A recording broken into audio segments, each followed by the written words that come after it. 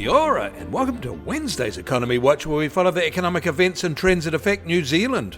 I'm David Chaston, and this is the international edition from interest.co.nz, and today we lead with news of leaking economic signals everywhere we look, and the New Zealand dollar is in retreat as the mood sours on commodity currencies, and Wall Street follows. First, the overnight full dairy auction brought lower prices yet again, down 2.4% in US dollar terms this time, down 1% in New Zealand dollar terms. Butter and cheddar cheese were the big decliners this time, but the key whole milk powder price also fell and down 2.7%. If it wasn't for China buying, the situation would have been worse, as a bearish tone was very evident and markets for milk fats are now oversupplied. This was the sixth consecutive drop, taking the fall since early August to more than 10%. So the softness is mounting up now, and analysts will be dusting off their new season $10 a kilo payout forecast for serious review.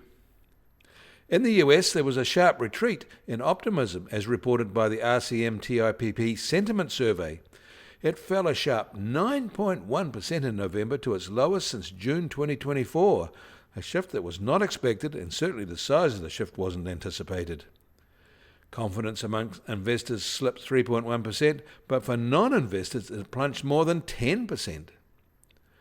The US Logistics Managers Index shows that freight costs are rising at an increasing rate, but that inventory levels are contracting. This monitoring also shows that warehousing costs and utilization are now rising at a much softer pace. This metric seems to suggest more momentum is leaking from the heart of the giant US economy, but it isn't in retreat yet.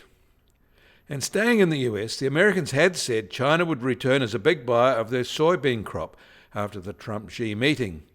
But as we noted at the time, the Chinese were silent on that commitment. And so far they have not placed any orders in the US, while continuing to buy up big in Brazil. It makes sense. Why would you buy from a supplier who uses trade as a pawn? The uncertainty and unreliability would make anyone shy away from such commitments. All this American negativity is seeing Wall Street in retreat today. At the same time, there are some signature elections being held in parts of the US today, and all eyes are on the retribution the US president may apply if the results don't go his way. Withholding food aid to the poor is already underway. More will surely follow. In Australia, their central bank held its cash rate target at 3.6% again in yesterday's review, but it is admitting to worries about inflation pressures.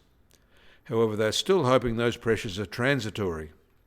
Still, remarks yesterday will have financial markets removing any chance of a rate cut in the foreseeable future. The US Treasury 10-year yield is now at 4.08%, down 3 basis points from yesterday at this time. And the price of gold will start today at $3,968 an ounce, down $39 from yesterday. And American oil prices are down $1 at just on $60.50 a barrel, with the international Brent price now just under $64.50 a barrel. And the Kiwi dollar is now just under 56.7 US cents and down 40 basis points from yesterday. Against the Aussie, we're down 10 basis points at 87.2 Australian cents.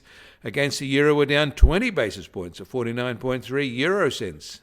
That all means our trade-weighted index starts today at just over 61.3 and down 40 basis points from yesterday.